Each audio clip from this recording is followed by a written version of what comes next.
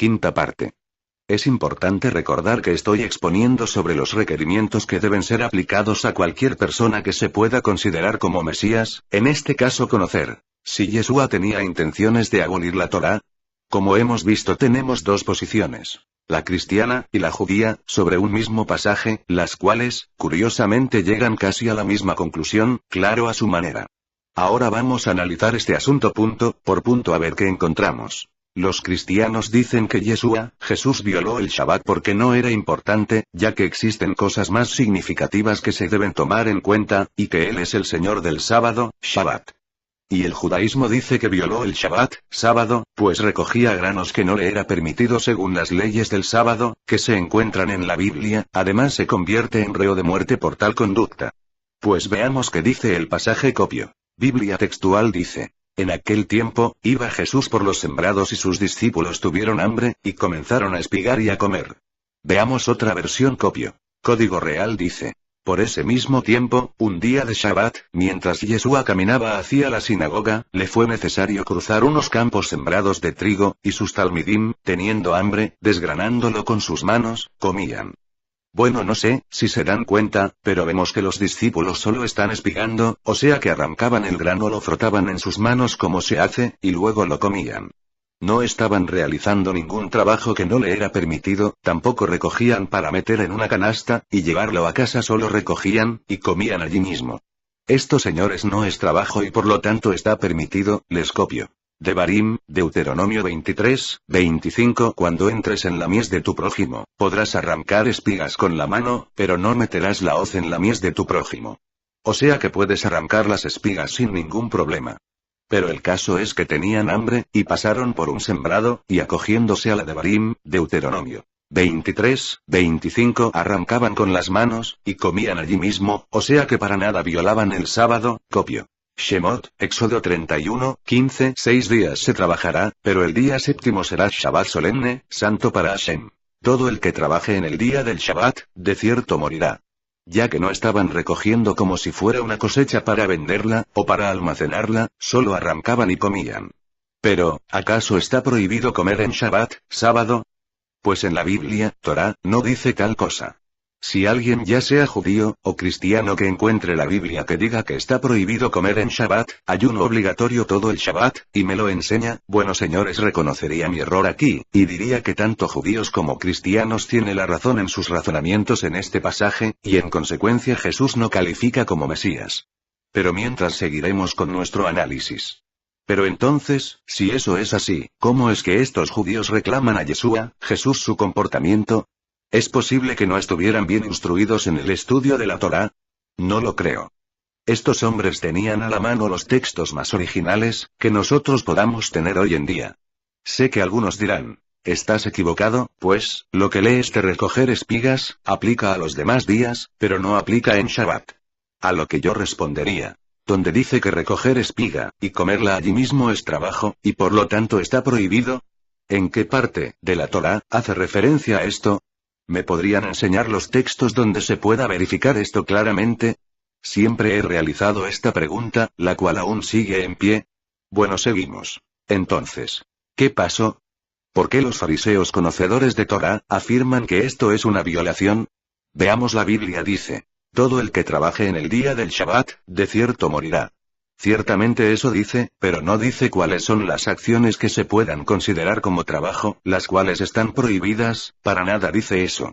Vamos a usar un ejemplo: todo país tiene, o debe tener, una ley orgánica, y con ella luego debe salir un reglamento de esa ley, que indica bajo qué condiciones se debe cumplir, o se cumple tal ley. ¿Lo entiende?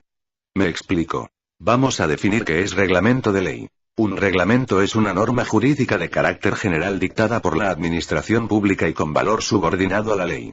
En resumen, un reglamento es un documento que especifica normas para regular todas las actividades de los miembros de una comunidad. Y en base a esto, son aplicadas las jurisprudencias, defino. Es el conjunto de derechos constitucionales de la Carta Magna de los tribunales sobre una materia determinada, de las cuales se puede extraer la interpretación dada por los jueces a una situación concreta. Ahora bien, esto mismo aplica en la Torá. Sus instrucciones deben ser acompañadas con un reglamento que den a entender bajo qué condiciones, en qué circunstancias, pueden ser aplicadas. En el primer siglo el reglamento sobre qué era trabajo, y qué no era, aún se estaba debatiendo, y especialmente entre dos escuelas importantes para la época que son la de Hillel, y la de Shammai. Vemos que dicen sobre estos dos personajes. Shammai es casi invariablemente mencionado junto a Hillel, quien representaba la escuela halágica opuesta. Las tradiciones acerca de su vida y carácter sufrieron un fuerte sesgo anti-Shammai por parte de las facciones favorables a Hillel, tras la destrucción del Templo de Jerusalén en el 70 después de Cristo. Sin embargo, las tradiciones legales sugieren que antes de la rebelión judía del siglo I, predominaban las concepciones más estrictas de Shammai y su escuela. Como vemos, eran escuelas halágicas, que viene de la palabra hebrea, halajá, la cual defino. Es el cuerpo colectivo de reglas religiosas judías, derivadas de la Torá escrita y oral. También dice. La traducción más literal sería forma de comportarse o forma de caminar. La palabra deriva de la raíz que significa comportarse, también ir o caminar. Ya que conocemos los conceptos, vemos que hay dos escuelas las cuales dictaban reglamentos, o halajá, de cómo se debían cumplir las leyes de la Torá, y eran totalmente opuestas, o sea lo que permitía una, lo prohibía la otra. En pocas palabras, a diferencia de lo que se cree comúnmente, el judaísmo no era monolítico, o sea que era una sola opinión para todos, y ya no se decía más nada. Ese concepto en el judaísmo no existe, solo existe en el cristianismo, y se determinó, a partir del concilio de Nicea año 325 después de Cristo. Por lo tanto existe estas dos escuelas de las cuales tenían por supuesto, cada una sus propios discípulos. Ahora bien, se pueden imaginar si un discípulo de Shammai y un discípulo de Hillel se encontraban, lo más lógico es que se criticaran mutuamente sobre cómo se debe cumplir cuál o tal ley en aquellos días. Y vemos que la escuela de Shammai es mucho más estricta que la escuela de Hillel, según el comentario anterior. Veamos a dónde quiero llegar con esto. Según la Mishnah, copio definición. La Mishnah, del hebreo estudio, repetición, es un cuerpo exegético de leyes judías compiladas, que recoge y consolida la tradición oral judía desarrollada durante siglos desde los tiempos de la Torá, o ley escrita, y hasta su codificación a manos del rabino Yehuda Anasi, hacia finales del siglo II. O sea después de 200 años aproximadamente al tiempo de Yeshua, se define más o menos las normas que determinan que es trabajo, el cual estaría prohibido de realizar en Shabbat. Veamos comentarios al respecto. La Mishnah está redactada a manera de versículos cortos en hebreo, llamados Mishnayot. Singular Mishnayá, diminutivo de Mishnah, que clasifican, resumen y consolidan las numerosas leyes orales desarrolladas y comentadas por los sabios de la época, los Tanaim, del arameo. Singular Taná, con el mismo significado que Mishnah. Las Mishnayot se agrupan en 527 capítulos, Perakim. Singular Perek, y estos, en secciones o Masejitot. Singular Masejet. Y también dice. Todos ellos, conforman los 6 libros en los que la Mishnah se divide, cada uno de ellos llamado Seder, orden, y que comprenden prácticamente todos los ámbitos de la halajá judía. Pero en este caso vamos a ver solo el Seder Moed, el cual indica. Moed festividades. Leyes sobre festividades, Shabbat y ayunos. Cada uno de ellos llamado Seder, orden. Este Seder en particular establece 39 cosas que se consideran trabajo y las cuales no se deben realizar en Shabbat. Se podría decir que trabajo es aquello que realiza una persona para ganarse el sustento con el sudor de su frente. Anexo comentario al respecto. La orden de Moed consiste en 12 tractates. Shabbat. O Shabbat, Sabbat, trata de las 39 prohibiciones de trabajo en el Shabbat. 24 capítulos. Tomado de wikipedia.org/wiki/Moed.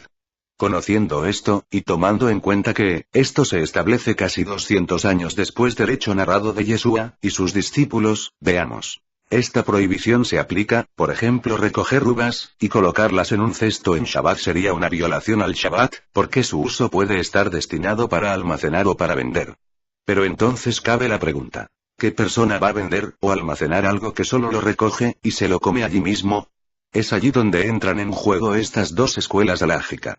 En la próxima parte hablaremos de la posición de estas dos escuelas, en cuanto a tomar el grano con la mano, y comerlo en Shabbat. Si el Eterno lo permite. Shalom a todos.